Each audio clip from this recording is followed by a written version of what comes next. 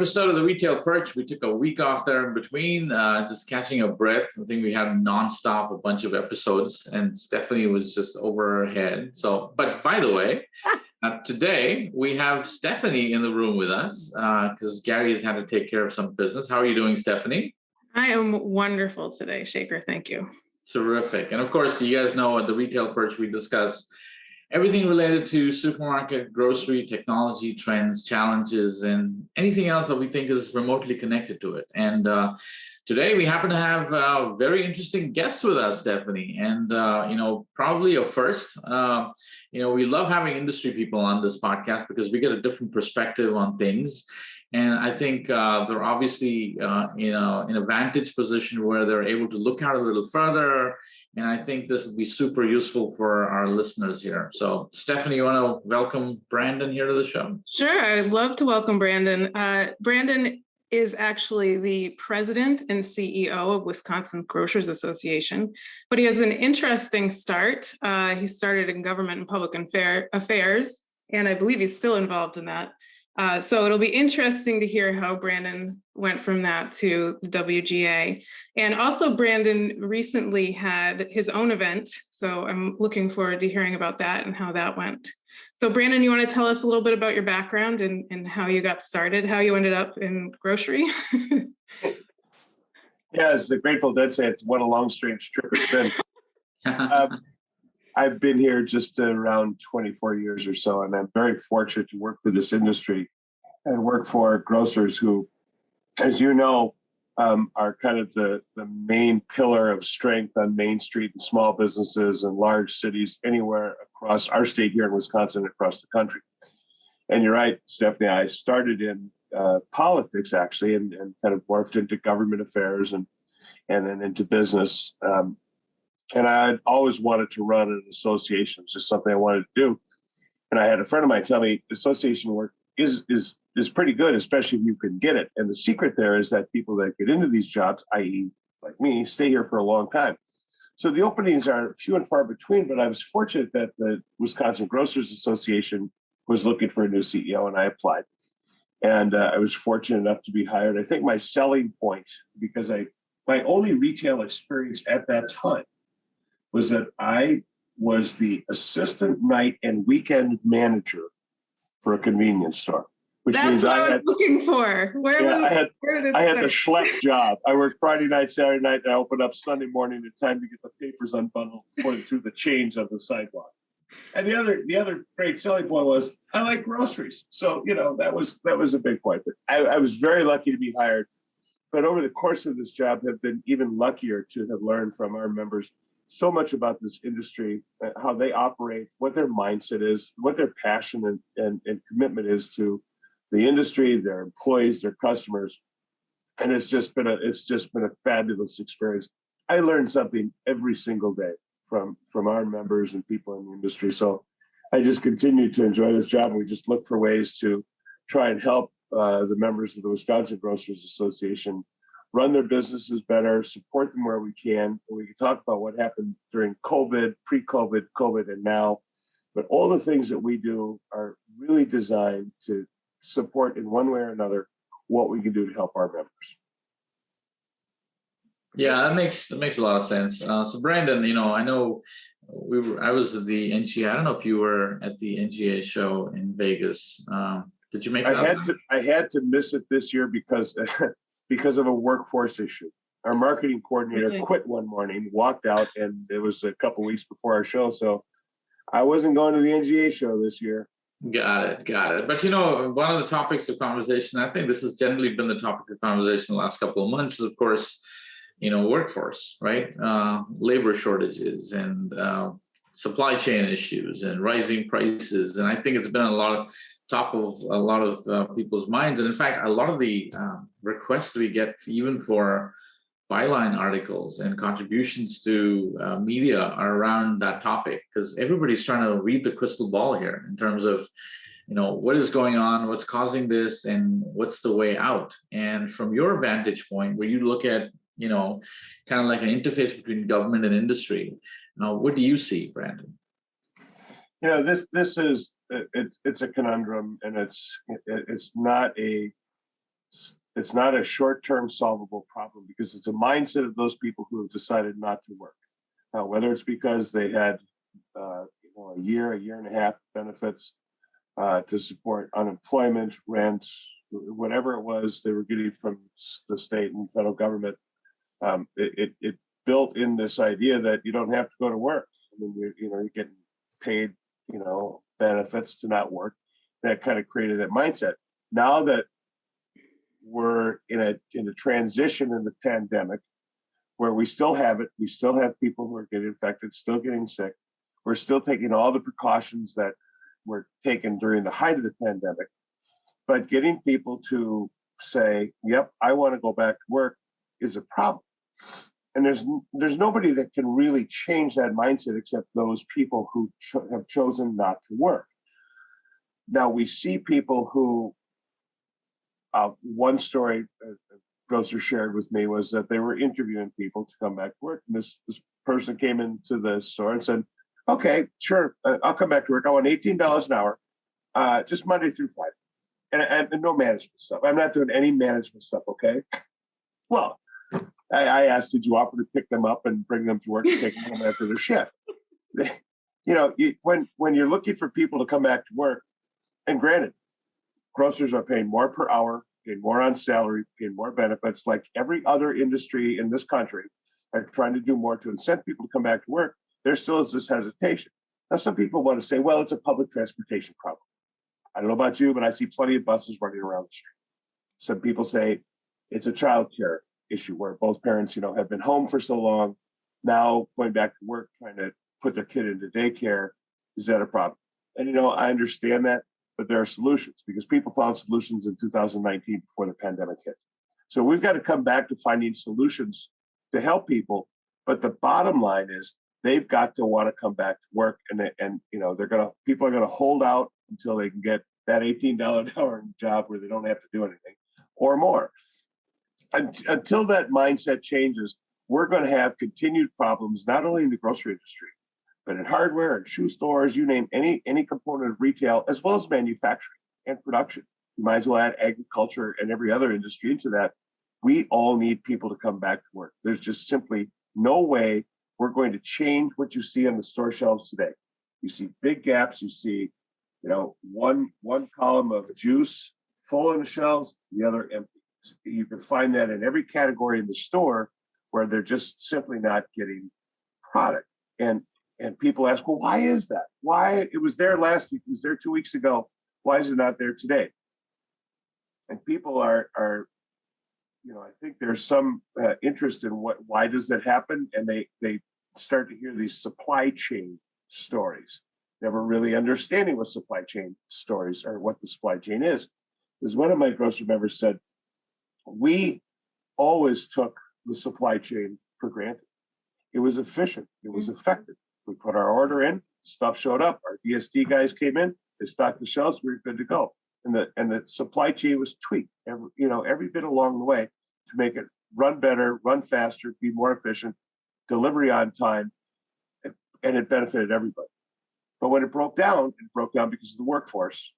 The whole thing, it didn't collapse. It's still there, but it's on crutches. And so when you get 60 or 70% of your orders show up at the dock, you shelve it and do the best you can to face it on the shelves, but you're really sitting there going, this is the best I got. And your customers, fortunately, during COVID, learned flexibility, learned substitution, learned to change their shopping patterns to accommodate what they were offered, but still not necessarily happy about it. So we're fortunate in that they've been through some of this before and they can continue to try and do it. But, it's only going to last for so long. The other thing that drives is people start to have this fear, I guess. I don't want to call it fear, but there's concern that do we have a food shortage? Well, no, we don't have a food shortage. We have plenty of food in this country. We make plenty of food. We store plenty of food. We still have, even though our shelves are not what they were, we're still donating tons of food to Feeding America, Second Harvest, food pantries, and food banks. So we have plenty of food in this country, but it's getting it to retail through the supply chain that is our most difficult challenge today. And do you Interesting. think Yeah. do you Right. think grocers are doing enough as far as employment marketing? Like, are they letting people know, like you said, there's more than just bagging groceries available? Are they making it appeal? Maybe before they didn't have to work so hard to appear appealing, but are they doing enough to let people know that there's some benefits to working here? Great question, because in the past you put a sign up, help wanted, put an Right. advertisement, help wanted, do this, do that. I think you're going to see some change to that when we start talking about careers, because it's more than coming in and making $875 as a bagger. You've got to look at this as, okay, if I come in and I start here, where can I go here? Can I move up the ladder? Can I eventually become, can I run a department, a category? How do I grow in this business? Or do I just come in and work? And then when you offer me 9.25, I just flip and go to your business. And I think we're going to go through that big resignation stage, if we're not in it already, where people find 25 cents an hour more and then they go. So I think, companies, businesses, whether they're grocers or others, will start to appeal to people's long range needs, and that is careers. There's no reason to job hop, because if you get into a place and you do a good job, there's a future for you. You'll make good money. You'll have good benefits. You work in a friendly atmosphere, a nice place to be. And that's where I think you're going to have to sell this to bring people in. But there's also, I'm just not certain who the chief salesperson is to say, you need to come back to work. Because you hear politicians and others talk about, we've got to grow our economy. We've got to make our economy stronger. We've got to build it back. It all starts with the workforce. You can have the best run company, and if nobody shows up in the morning to work, you're not a best run company. And it's not just the grocery industry. It's everybody up and down the line. It's a bank, an insurance company, farmers, growers, manufacturers, grocers. We're all in the same boat. And until those people come back to work, until we can entice them to come back to work, we're going to be like this for a while. Mm-hmm. Yeah, and I was out of town for a day last weekend with my wife, and we were visiting a little town in Maryland, and most of the restaurants were closed on Monday and Tuesday, and it's because they can't find people to come into work, or they have limited staff, and they're only open from 11 to 3 and then 5 to 9. I mean, they have all these crazy hours that they never had before, and they're just having a difficult time getting people back in to even work, right? And I wonder if I know technology, we talk about technology a lot on this podcast, and we've brought this topic up a couple of times where there's a vacuum that's obviously been created in terms of productivity and operations, right? And I wonder if technology is gonna try and fill in that vacuum to some degree to automate more processes, and whether people will find themselves disadvantaged because their jobs have now been taken over by a machine by necessity. Well, you've hit on a point that is growing more and more in the grocery industry, and then also in other industries. At some point, businesses can't hold back. I'm seeing more and more stores taking out more checkout lanes and putting in self-checkouts. Rather than 2 self-checkouts, it's 4 or it's 6 or it's half their lanes. I know of one really, really large independent in this state that just drives people to self-checkout. They might have one checkout person for 12 lanes, but then have all their checkouts available for self-checkout and somebody monitoring it. And they don't have a choice. That's not because they don't want people in their stores. Everybody loves to have employees in their stores that they check out. Did you find everything you want? How's your day-to-day? You want paper, plastic? Everybody loves that personal touch. But at some point, you have to be able to figure out how to run your stores and keep people moving through the checkout lines. And that means a little bit more automation. Grocery store, it's pretty much a checkout. But there could be things in the back room and others that could change. Certainly, you see some of the bigger warehouse and suppliers going to significant, automatic and robot situations where they're packing and stocking crates. Some of these places are just simply amazing the way they do it. We toured a pizza manufacturing plant not long ago, and their automation in certain section, well, in most often, most up and down those lines is amazing, not only from a production, but a packaging standpoint and shipping. So it's going to happen. And at some point, somebody may walk in looking for that job, and it may no longer be there because it's going to be replaced by a different way to achieve the end goal, whether it's automation, a robot, the consolidation of responsibilities. Those things are going to change, and then somebody's going to complain. Well, I want to work now. You don't have the job. Well, at some point, we got to move on. And as much as you'd like to be able to have a full workforce, if it's not going to happen, you can't sit and wait for something to happen. You're going to have to make those changes. That's just a fact of life. Do you find, Brandon, that the grocers, especially who haven't kind of paid as much attention to technology and what's been happening, are suddenly now in the throes of having to think about innovation like they never ever thought about before? Fortunately, and the answer is yes, but I think a lot of those folks caught that wind way back in April or May of 2020, when they may not have had their systems and platforms up to speed to do online ordering and delivery, home delivery, or curbside. And there were plenty of them out there. They just hadn't got to it. It was still only for a lot of grocers, maybe 1, 2, 3% of their business. It wasn't a lot yet, but it was growing. The pandemic obviously changed that and doubled and quadrupled and sent online orders into the 20% of your business and more. And even though it's declined back into the teens somewhere, every market's different, it's still now a major function of a store. Whether you have was in a store several weeks ago where they have a drive up, almost a drive up on the side of the store, door opens, here you go, kind of like a fast food joint. They're building lockers in the front of the store, kiosk operations, all the things you've heard about where customers can come and pick up their groceries curbside.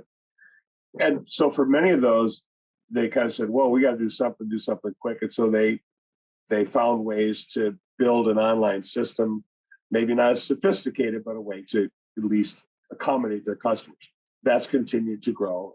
And I think people's eyes are open to it, and they're looking to see how they can make that work in their business. Certainly in the rural parts of the state, the smaller communities, it's a one-store operation. You may or may not have the most sophisticated online ordering system you've seen. But, as you get into competitive markets, you have to be there. So I think that was an eye-opener. Excuse me. I think the other issue, and we had this in our show as part of our educational program, is cybersecurity. More and more and more people are finally waking up like, holy cow, I better do something about this. I just can't wake up, turn my laptop on and get online and do what I need to do.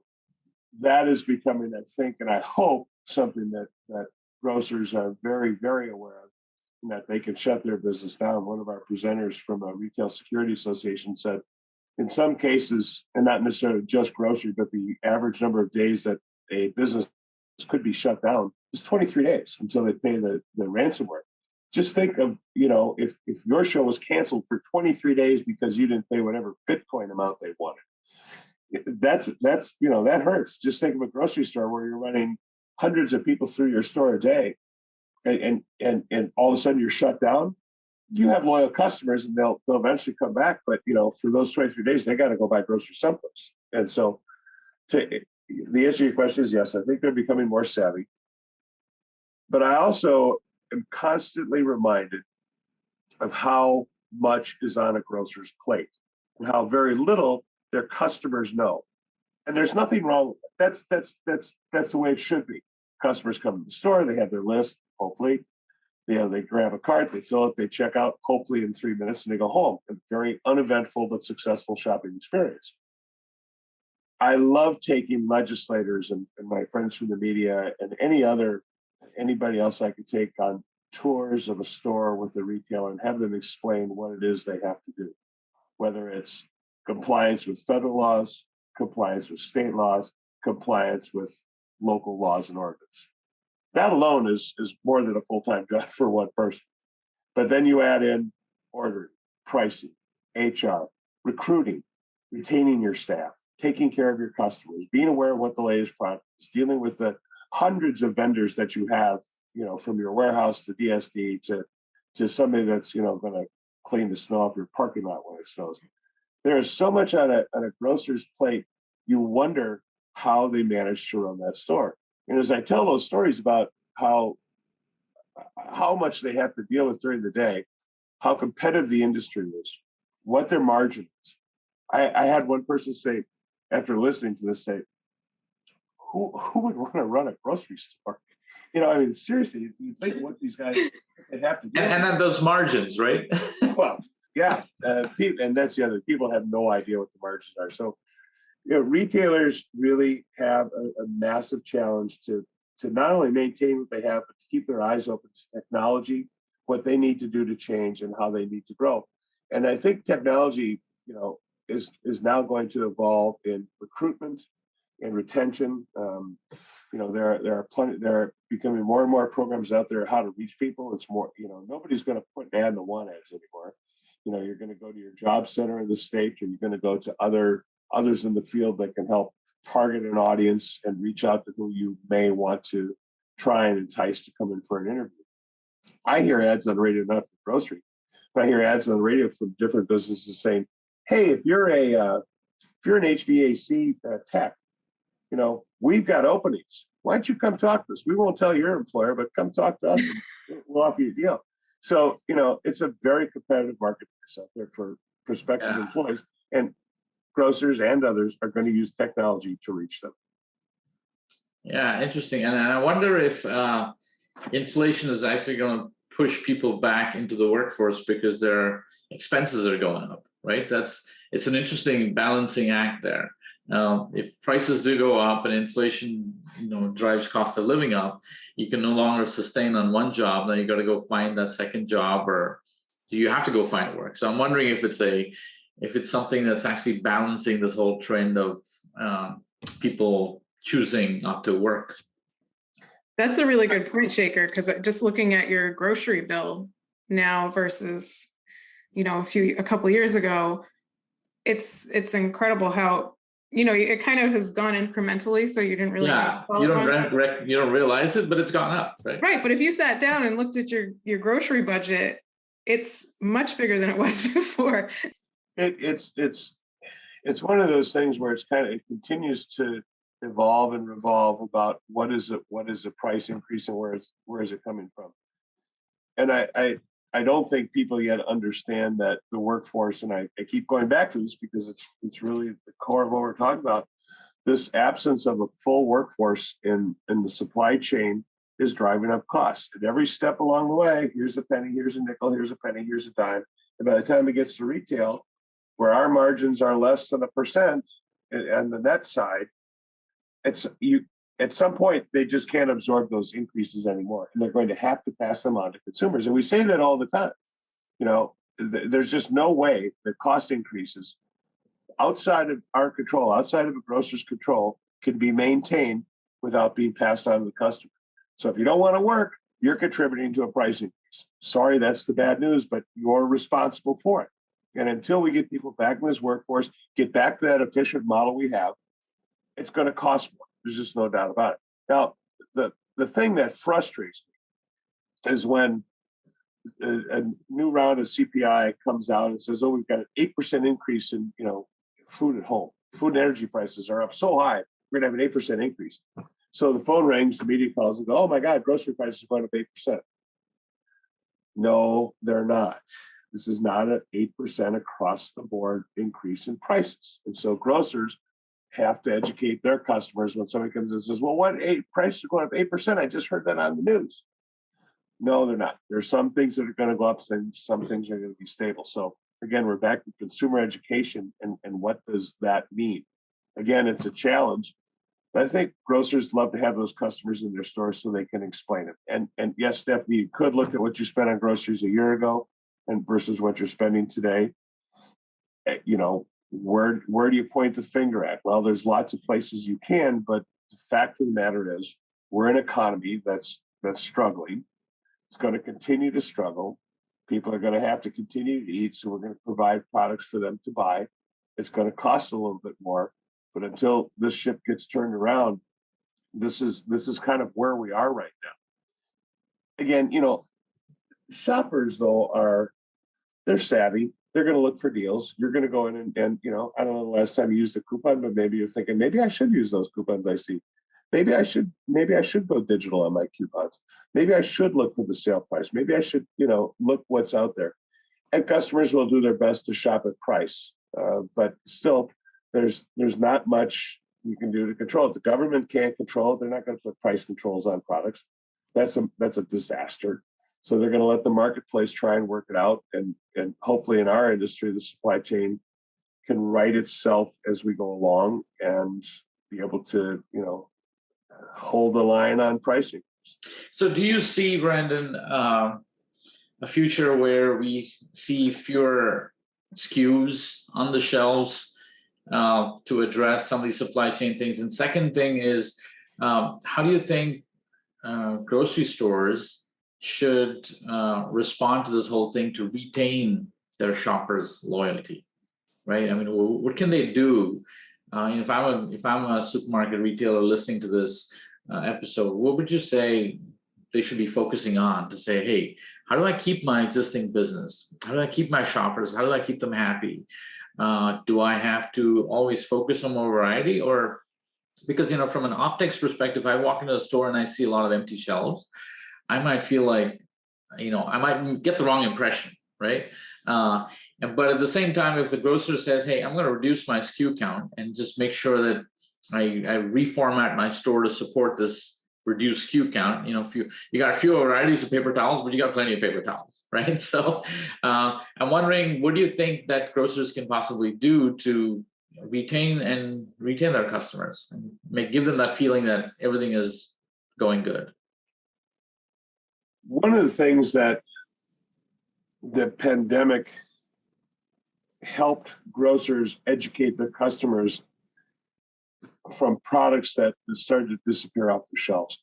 What happened is that manufacturers had to make changes in what they produced and supplied. My favorite example is the CPG, who had 20 lines of laundry detergent, said, we're going to make 6 because these are 6 best sellers. These others take too long to produce. They have too many ingredients. They're too complicated. So we're going to shelve those for now. So we're going to have 6. So that shelf went from 20 to 6. I think shoppers were aware that there were changes in what were being offered by manufacturers. In a reduced. They reduced all the variety they had, but they still kept their favorite line of mac and cheese. Then the challenge was, could they get it to put it on the shelves? So now that we're in this position of receiving only, 60, 70, 80% of the load of the order, and the shelves aren't full, my sense is that it's not that dramatic of a shock to customers because they have been learning gradually that product selection and offerings are changing over time. So it still is a bit of a shock to walk down an aisle and see this line of bread completely full, a half of this line, there, and this section completely empty. It's like, why? Why do these guys produce and these guys can't? So it's still trying to figure. They're still trying to figure this out. But from a loyalty standpoint, the customers have remained loyal to their grocers during the pandemic. It was a place of comfort. It was a place they know they could go. They saw the extreme measures that grocers went to try and safeguard their employees and their customers. There was gloves, masks, plexiglass, social distancing, all the intensive wipe downs of handles and floors, everything that they did that was visible. I walked into a grocery store and there was the owner in the front entry of the store spraying and wiping down grocery carts. And to the next customer that came and said, I've sanitized this one for you. Well, that goes a long way. You get that feeling of comfort. You're loyal to that store. You feel like they're taking care of you. So the pandemic helped, I think, maintain that loyalty and built a little bit more into it. The other issue is that if you're frustrated, you walk in the store, they may not have what you're looking for. You go to the next store, they're going to have the same problems. So it's not like one store is having this. When it's an industry-wide challenge, customers are going to go, I don't know that I can get anything different. I would go down the street to this store. So they may, But if you've got good programs, I always refer to that three-legged stool of, competitive prices, quality products, customer service. If you're hitting those three things, you're hitting the core of what a customer wants. And as long as you can convince them that they're getting the best deal, the best products, and you're saying hi to them when they come in the store, you're gonna meet at least what the competition is doing. How you exceed that is the next round of what you do. It's interesting that you try and think, okay, what else can they do? In the past, you might have had a lot of success with sampling and different things that, merchandising things that go in the store. A lot of those things you can't anymore. Can you really do that much sampling from a sanitation standpoint, depending on what your local health ordinances are? We you mentioned we had our trade show last week, and we were able, because of local health ordinances, to allow our vendors who wanted to offer product, whether it's a sample, or a slice of pizza, or, a bit of cheese, because we have a lot of cheese here in Wisconsin. And so they were able to do that, and it made for the show. So grocers have to try and figure out how you entice people. What's the new thing that you can do to get them in the store to make that shopping experience a good experience. But as I said before, I always love that line: an uneventful shopping experience, which is a good thing. Brandon, was personalization a topic at your event? How so? Marketing personalization, targeted coupons, things like that to get to your customer before another store does. Keep your customer engaged with you. Yeah.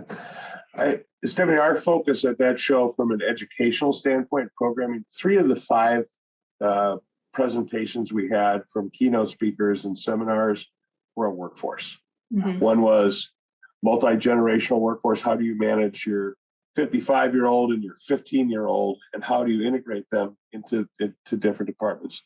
Another topic was workforce of the future. Who are they? How do you find them, recruit, and retain them? And then the third one was leadership inside of your organization.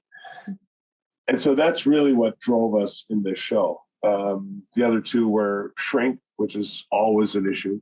So it's an operational piece. And then the 5th thing was cybersecurity. And as we talked about, you need to be aware, you need to do something, and they're going to shut you down.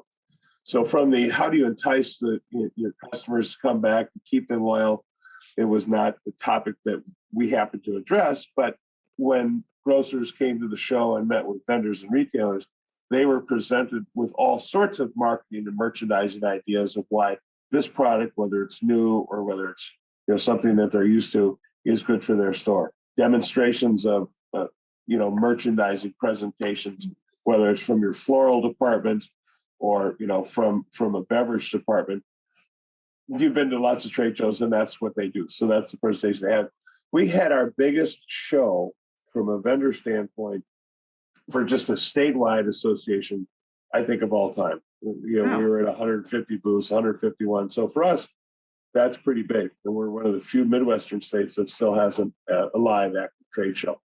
Our floor we had good attendance, but we still had people who, I joked that I had one grocer who had been coming to our show since they were a baby and couldn't make it because he and his son were, as he said, they were speed dating their departments because they'd run over to they'd run over to deli, take care of something there, then they'd run over, to take something over here, they'd be over to meet, then they'd run outside to get the carts, they'd come back in and help back because they didn't have enough employees to cover that shift, which would allow them to go to the show. So again, it's I keep coming back to workforce because it's integrated. The problem is integrated itself with every facet of the business. Mm-hmm. Fascinating. So maybe moving to a slightly lighter topic as we come to a close here is I see here in one of our talking points that we discussed here before we got on the show, which is alcohol delivery, right? And I know it's shot up, and we look at the data in our systems and we see alcohol delivery is one of those things that have just shot up during the pandemic. And clearly that there's probably a downward pressure on bars now in terms of people going out. The bar owners don't want you to get your alcohol at home, but the people want to drink anyway. So do you see the state expanding or changing laws in terms of alcohol delivery and more states kind of opening that up? We do, and it's a customer-driven thing. You know from your data that consumption of beer, wine, and spirits during the pandemic increased, and whether people went to an establishment when they could, when they were open, or if they bought and brought it home. Wisconsin is one of the few states left in the country that does not provide for home delivery of alcohol. We have been pursuing that and pushing that. We've been trying to accommodate those different viewpoints that have some concerns about how do you deal with this situation on a home delivery. And as you mentioned, I mean, there's some people in the state that think if we deliver those beverages at home, then it's going to shut down their bar. It simply won't. If you enjoy going to your local bar or supper club or restaurant and having a meal, enjoying a glass of wine, you want to go have, beer and sit with your friends at the bar, you're going to do that. Home delivery of alcohol is not going to cut into that business at all. If you're at home and you want a bottle of wine, you're not going to go to a bar to get it. Right. Period. It's just simple fact. If you want to go see your friends, let's go over to Stephanie's Bar and Grill and have a beer. You're going to do that. And so, there's this built-in mindset for some of these folks that they think this is going to harm their business. Years ago, we passed a law in Wisconsin that allowed for beer sampling for grocers and others with licenses, a little teeny 2-ounce, cup of beer, and you could sip and taste, and they tell you about it. And I remember at the time, somebody testified from a bar owner testified at the time that that's going to kill their business. It's going to kill the bar business. It's going to kill my draft business. It didn't. So then several years later, had a bill to do wine sampling, little teeny tiny little plastic cups. Same customer. It's going to kill my business. Oh my God, it's going to kill my business. Well, it did kill their business because several years later, we passed a law that allowed for a little, even smaller sample of spirits. Mm-hmm. And they came and said, "It's going to kill my business. It's going to kill my business." Well, it didn't kill their business then. They're still in business now. What hurt their business was the pandemic and the fact that people couldn't go into their bars. It wasn't the fact that us doing a little sampling was going to hurt it. So we believe eventually we will accommodate all of those concerns and all of those positions. We'll work together.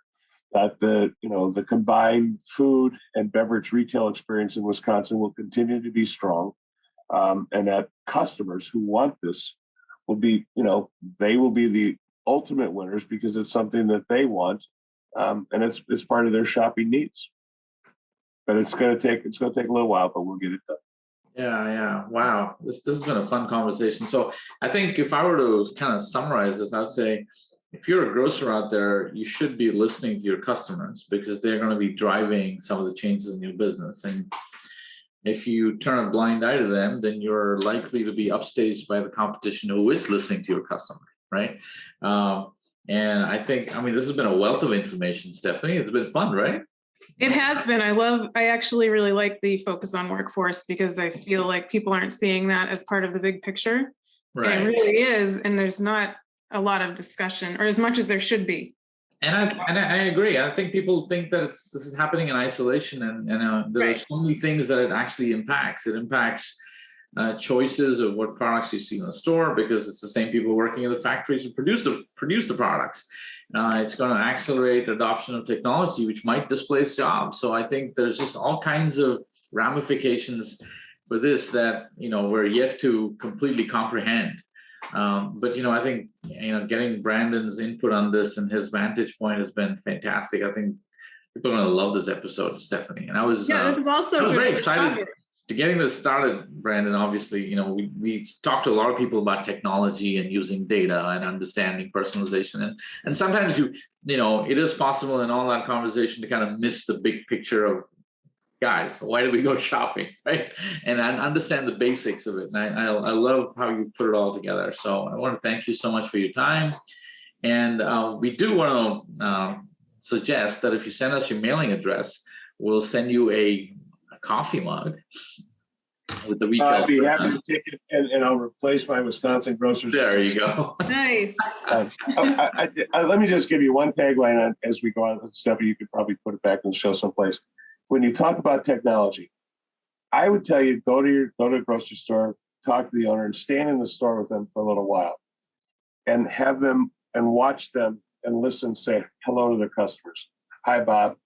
Hi, Betty. How's it going? And maybe that's a little bit of small town America, but that will never replace technology. That will never replace anything you can do in the store to bring your customers back. And even in the big city, think of all those stores that just have incredible merchandising programs. They still know their customers. They still stand in the front and welcome people into their doors.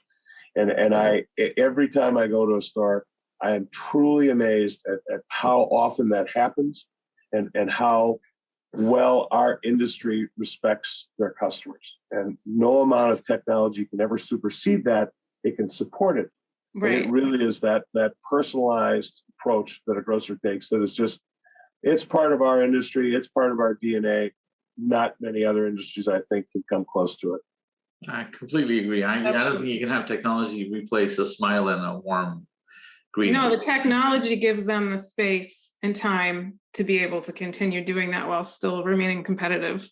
And I think we all know that, we know the grocers, we talk to the grocers, and nothing will replace the passion that these people have for what they're doing.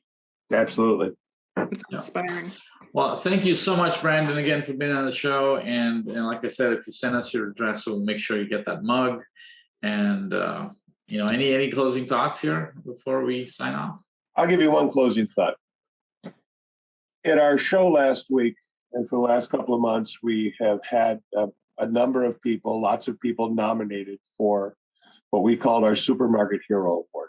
And the Supermarket Hero Award was designed to recognize any extra effort, creative thinking, common sense approach that employees in grocery stores, from the manager to the bagger, took to help make their business better for their customers. It was so overwhelming to recognize these people in their stores and then recognize them at our awards banquet, because it wasn't just individual recognition, it was recognition for their whole store, for their industry, for our industry, of what they did during an experience that nobody ever wants to go through again, and nobody had any idea what it was about. And I think the more that we can continue to thank and recognize people in this industry for what they did, they didn't get to work from home. They had to go to work every day. They had to take that risk every single day. And I think the more that we can do to thank them, to recognize them, to encourage them to keep up what they're doing is only going to be, it only improves our industry, and it makes our customers happy, the shopping experience happy. So I want to thank you guys for having me on, and I appreciate what you do to educate retailers and help them run their stores better. Thanks very much. Thanks so much. And I think, on those amazing wise words, I think we all need to support our local businesses, our local grocers. And certainly we're very thankful that they continued operating during these tough times, and love to see them grow and buy more groceries. That's for sure. That's for sure. Absolutely. Whichever way you do it, right? All right, Brandon. So thank you so much again. And guys, again, appreciate you supporting the show. And we're going to be back here next few weeks with some amazing guests. And if you have any questions, or if you have certain types of guests that you want us to get on, or questions for our guests, make sure you email us. The retail perch at birdseye.com. And of course, Stephanie is our show producer who's on with us today. So thank you so much, Stephanie. That was fun. Of course. It was a great episode to be on. So Brandon, thanks for taking me in lieu of Gary Hawkins. Right. Hey, that was great. Thanks for having me. I really enjoyed it. Thank you. All right, folks, you guys have a great time out there, and stay safe. We'll see you soon. Bye-bye. Make sure to join us every Monday and connect with us at the Retail Perch on Instagram and Facebook.